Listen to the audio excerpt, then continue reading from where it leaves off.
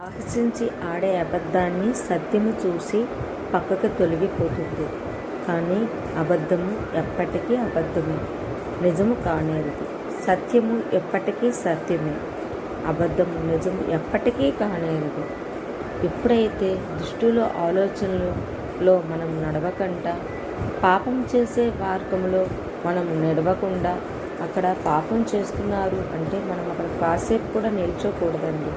అపహాసకులు అంటే ఒకరిని ఏడిపించి నవ్వేవాళ్ళు, వాళ్ళ కూర్చున్న చోట కూడా మనం కూర్చోకూడదు. ఇలాగా ఎప్పుడైతే మనం ఉంటామో ఇది చాలా వరకు వెంటనే కాకపోయినా కొద్ది రోజుల తర్వాతైనా మనకు మంచి జరుగుతుంది.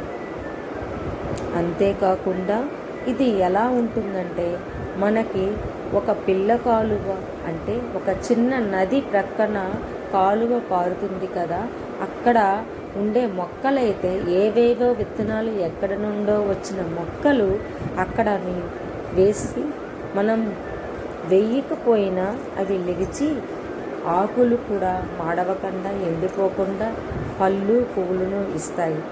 అయితే కనుక